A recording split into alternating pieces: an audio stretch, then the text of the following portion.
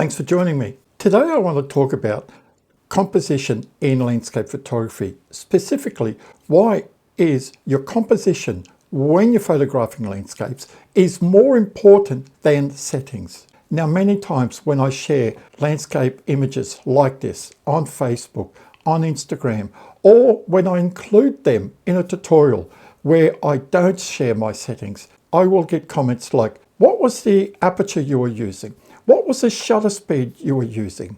Did you use an ND filter? Did you use a polarizing filter? A lot of this isn't as important as your composition. Your composition should reign supreme. It is the number one thing that will make or break your image. And to be honest, just looking at this photo, can you tell whether this photo was taken at f5.6 or at f8 or at f11 or at f16? You can't, can you? But what makes or breaks this photo? The composition. If I didn't compose this image properly, most people wouldn't even click on it.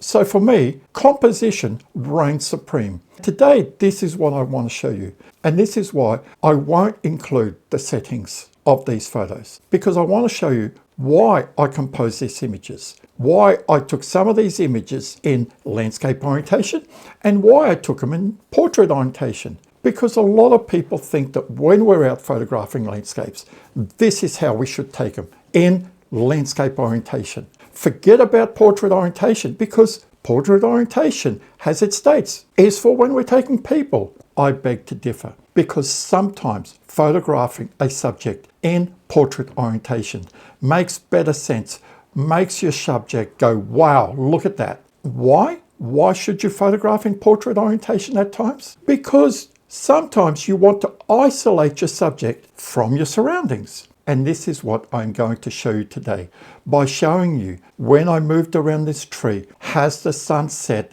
that I took very similar images in landscape orientation, in portrait orientation, and why at times I would crop the image instead of a 6x4 into a 16:9, which is typical for video like you're watching now. Because sometimes you want it to look like a panoramic image. You might have too much foreground, or you might have too much sky. Why include parts of the image that is just dull and boring? This is the first image. I haven't put the tree in the center because a lot of time when we're photographing landscapes, we don't want our subject in the center unless it's perfect symmetrical. Not very often. So we either put it to the left or put it to the right of the halfway line. And look at the tree. It seems to be leaning to the right. So where am I going to put the tree? I'm going to put it on the left-hand side. And you can see just a small channel of water on the right-hand side there.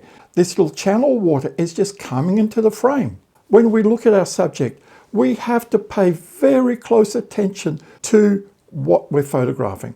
Don't zoom in too close, or also don't zoom in too far that you're including things that are just boring. Now this is the same photo, but I have cropped it into a 16:9. And look at the difference between the 6x4 and the 16:9. Can you see that the 16:9, but what have I done?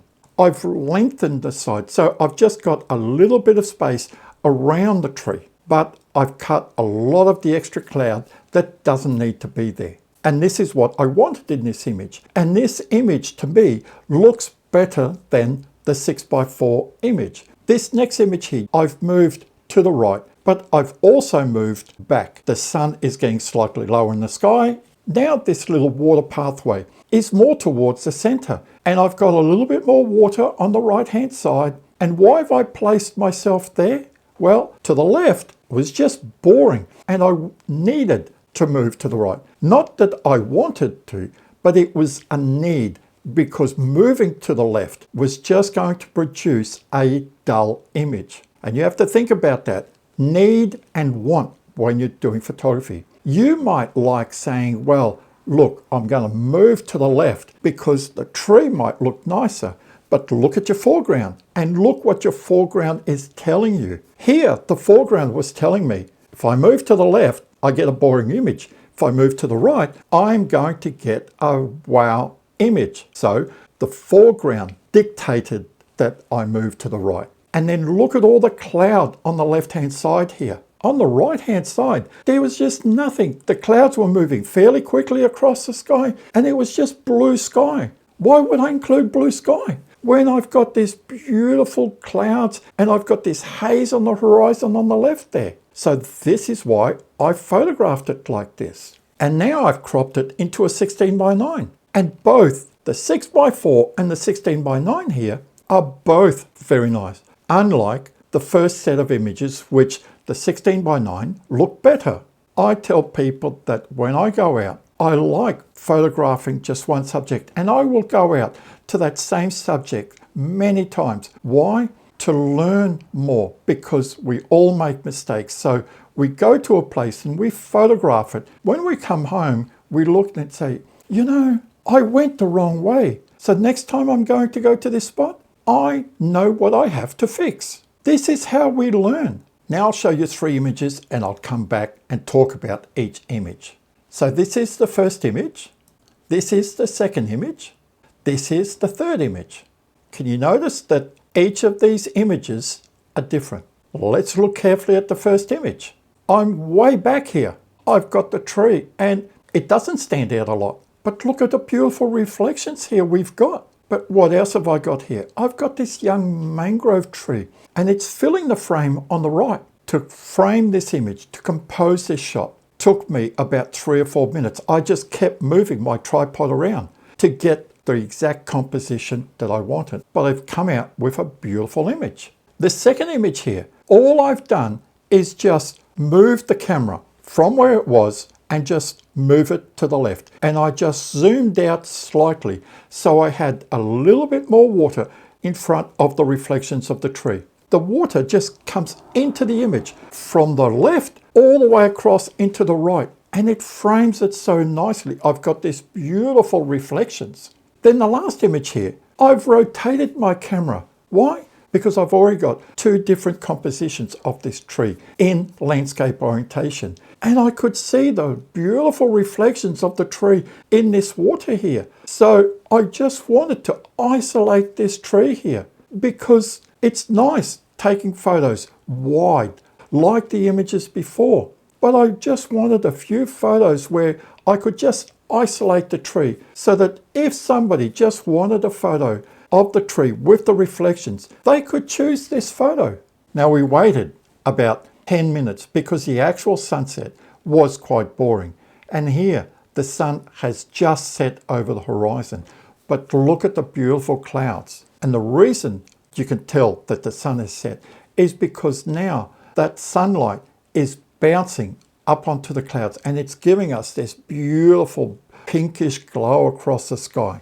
And look at the horizon, it's just yellow. The sun is just below horizon and it's a boring light. So I've moved myself from the right hand side of the tree back to the left because now I want to include all that glow into that foreground that half an hour ago was just boring. Take a look at this first image here where I am at this location. Can you see how it was boring back then? But now it is quite interesting because I've got all this glow. Now I've rotated this image into a portrait orientation. But here it is a boring image. And I've included this to show you that sometimes when you rotate the image, you've really got to look at your foreground. The 6:4 image, it looked all right because there was a lot of clouds around. But now rotating it and isolating this tree, those mangroves on the right hand side really stand out as a sore thumb. I could have gone into Photoshop and just cloned all those mangrove trees out to give me a nice image. But I don't like doing that because if you went there and you got to that spot, you would say, hey, what's going on here? I saw a photo that Charles posted, but look at all these mangrove trees in this position here. Now, I've moved myself slightly more to the right and I've isolated the tree. Now my background is just very clean. There's just nothing to distract myself. And the clouds here, although they're not as colourful as the other image taken in portrait orientation, they seem to highlight the tree. They're just arcing behind the tree. And this is something that you really have to be mindful when you're going from landscape orientation to portrait orientation. Because in landscape orientation, something that's just small in your background, you will most likely be able to get away with it. But when you're going into portrait orientation, remember that you're isolating your subject a lot more in portrait orientation than you would be in landscape orientation. So anything that is just a minor distraction in landscape orientation, in portrait orientation, could really stand out like a sore thumb. I hope you can see that when you're out photographing landscapes, whether it's at sunset, at sunrise, or during the day, that your composition is, for me, twice as important as your settings. Because on this day, like I mentioned at the start, I could have taken the images at f5.6, at f8, at f11, even at f16. And the only difference that you would have seen between f5.6 and f16 is that the clouds at f16 would have been streaking a lot more. The foreground wouldn't have changed at all. So this is why I say that composition is your number one priority when you're out photographing landscapes. And I hope you can see that at times, rotating your camera from landscape to portrait orientation can give you an image that is more striking than it was in landscape orientation. And when we're photographing landscape orientation, also think about cropping your image into a 16:9. So enjoy your landscape photography. If you found the video helpful, give it a big thumbs up. If you have any comments or feedback, leave it in the comment box below and I'll answer your question. Until next time, bye for now.